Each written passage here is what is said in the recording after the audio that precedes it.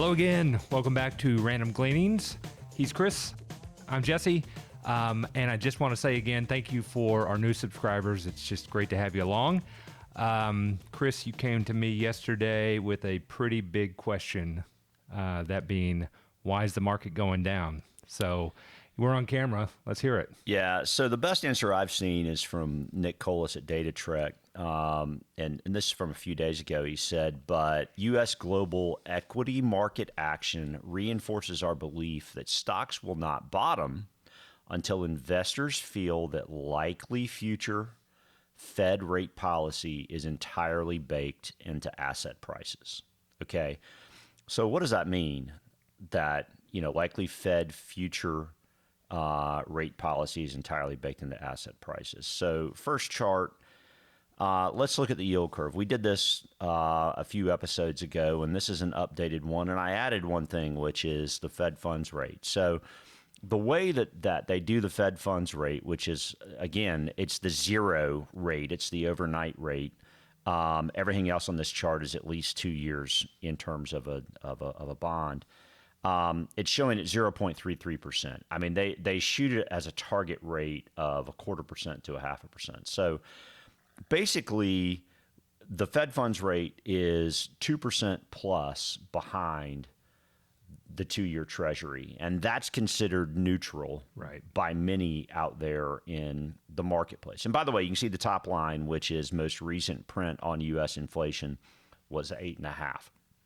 So how fast does the Fed catch up to,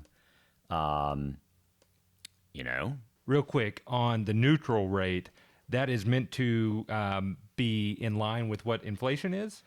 It's meant to be in line with the 2-year Treasury. So neutral would be about where the 2-year Treasury is, which is 2.54% on this chart. So they're effectively 2 to 2.25% behind what would be considered neutral by the bond market at this point. Okay. So the big question then is how long is it going to take them to catch up, and what does inflation do meanwhile? So if you think back to like last year, right? I mean, people in the Southeast started getting COVID vaccines, their first COVID vaccine, around February of 2021. And the more senior population tended to have it, their second shot by March. You started getting young folks getting it by March, April timeframe. I mean, so you're starting to get back to somewhat of a normalized environment. And the question is, if you look on a year-over-year comparison, that is, the question is does inflation start to fall at all, right? But then again, if the Fed's 2 to 2.25% behind, what are the expectations? So next chart, if you look at the July 27th Fed funds futures right now, they're pricing in that the Fed will be at 2% to 2.25% by July 27th. So basically, that implies that the Fed's going to be up, 1.75% to 2% between now and 3 meetings from now. You got a meeting in May, a meeting in June, a meeting in July. So basically, the market's expecting them to go to up 2% over the next 3 meetings. And the question is does inflation come down and meet them in the middle? And the market doesn't know. The market can't price it, and it can't figure out where it's supposed to be. By the way, next chart, right now there is about a 25% chance, a 22% chance, according to Fed funds futures, that by the end of the year, rates will be 3 to 3.25 on the Fed funds futures. Now, do you think it'll get that high, Jesse? I mean, I do. I really do. We haven't talked about it and come to some consensus between us. But no, I think that they've got to be aggressive here. And so my thought would be, is it 50 in May, at least 50 in June, or maybe 75, which gets us to that kind of July number that you're talking about. If they do it again with a 50% or 50 basis point raise in July. So, and then I think that they will continue through the remainder of the year which they'd be able to dial it back at that point for the remaining meetings, even to get to that 3.25. Yeah. So then, again, why is the market going down? Because there's no clarity on what the Fed is doing. That's just it. I mean, I don't know. That's the first part. Right. of That's the first inflation. part. And the inflation piece is another part. Well, as to and that's where- the second piece. Right. Right. Okay. So when you look at the inflation side, we got, the next chart is a comparison of CPI, which is the Consumer Price Index, which is one measure of inflation in the United States. It's the one you'll see in the media the most. So this is Consumer Price Index from 1900 to 2021. And then during those time periods where inflation, for example, was between 5 and 6%, where were stocks priced? Now, keep in mind, we just saw a chart that said the last inflation print for CPI was 8.5. Okay. So obviously that would fall between 6 and 10. But if inflation falls and gets in that 5 to 6 range, so where were stocks priced? The answer is during that entire time period, stocks were priced at roughly 15 times earnings. All right. So where are stocks priced today? So on the next chart, you've got stocks through April 25th priced at roughly a little over 18 times earnings. All right. So what that means is if, hypothetically, stocks were to fall or to get priced like the average for 5 to 6% inflation, stocks have to do what? go down in their price right now. Yeah. Yeah. And so those are the two pieces. Why are stocks going down? A, because we don't know where the Fed will land based on inflation and where they need to be.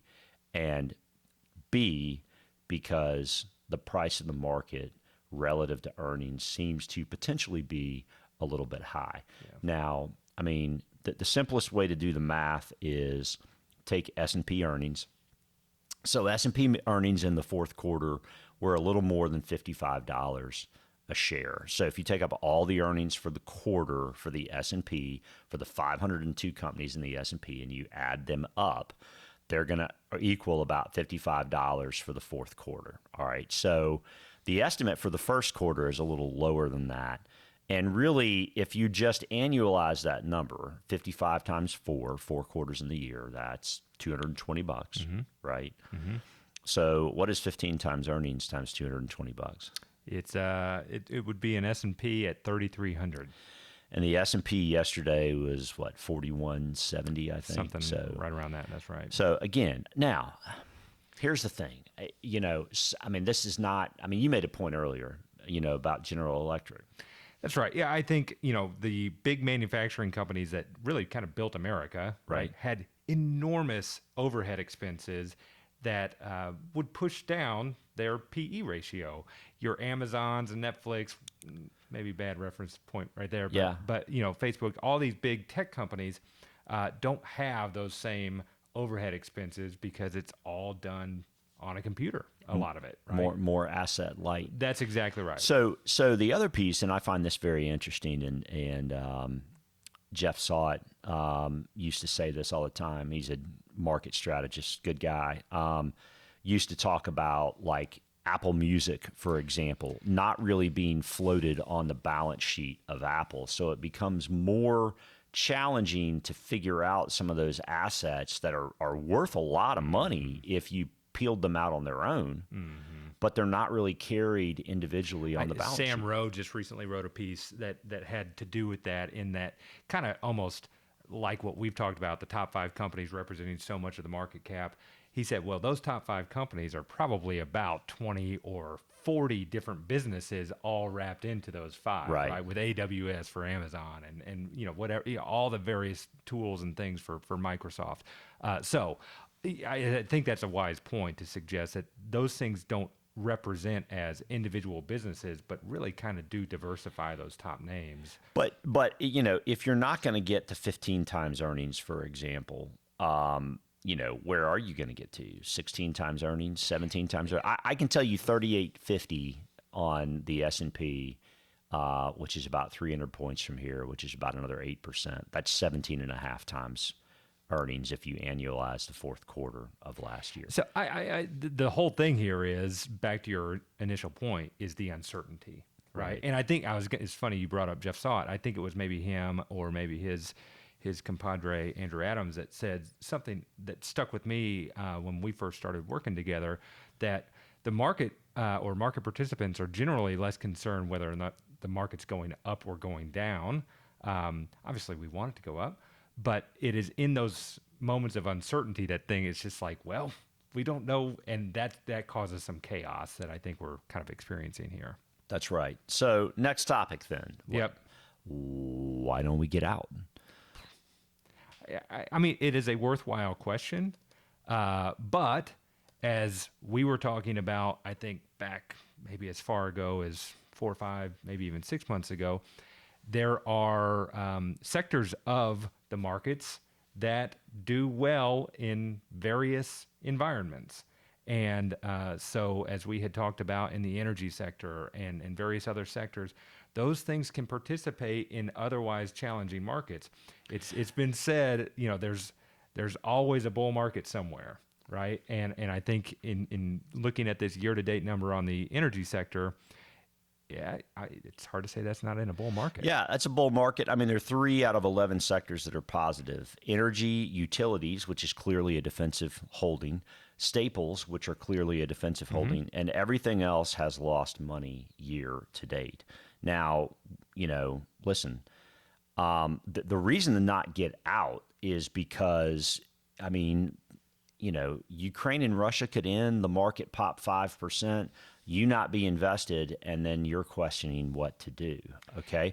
Also, go ahead. I'm sorry. No, you've just impressed on me for a long time that the idea of being a light switch and all off, right, and out of the market, whether you said it or I heard it somewhere else, it's kind of like, parking on the side of the interstate and trying to merge back into traffic. It's hard to turn that light switch back on. So let's be a dimmer switch here. Yeah. Let's dial back, right? Take some risk off. But for exactly what you said, the unexpected pop, again, back to SOT, more surprises on the upside. Right? In a bull market, that's right. And the question is right now, are we in a bull market? That's fair. And I don't want to say, I mean, listen, are we in a long-term bull market? Listen, the consumer's in great shape. There's a ton of money out there in the world. Corporations are in good shape. But what the Fed's trying to do is take some of the assets out of the system. And they're doing it by raising rates. And the market seems to be helping taking some assets out of the system, too. That's right. But the sectors that are positive, I mean, we've owned 2 of the 3 of them basically for the last 2, 3, 4 months. We've owned energy since last August. And otherwise, I mean, you have a little bit of cash, but at the end of the day, you can't just completely get out because you never know what's going to happen. Certainly as of this taping, I mean, we've got a pretty fair amount of cash for our clients from the equity side of portfolios. But, at the end of the day, there's a bull market somewhere, and there is stuff that's working. Commodities have been working. We talked about that a bit. All right, some interesting news. Next topic, a life well lived. Kane Tanaka, I hope I'm saying her name right. She passed away as the world's oldest living person at 119. And if you do the math, that means she was born in 1903. Do you know what the primary piece of news coming out of 1903 was? Let's hear it. I don't know. Wright brothers experimenting with flying machine. Wow. I mean, that just means what a tremendous amount of progress she saw in her life. And that's something that's always encouraging as I look forward is, man, yeah, and why we invest. But no, just a moment to recognize in the picture that you shared of her, she looks more vibrant at 119, if that's where she is in this picture, than I feel most days. There's no question. So, well, that was interesting news, and I've already seen. I didn't read everything about the now oldest living person, but I think they were like 116 or something like that now. You going for that? We'll do our best, unless it means giving up red meat. So we'll see. Good deal. You got anything else? No. Rest in peace, Miss Tanaka, and God bless your family. And you got anything? Nope. Thanks so much for watching. We'll see you next time. Take care.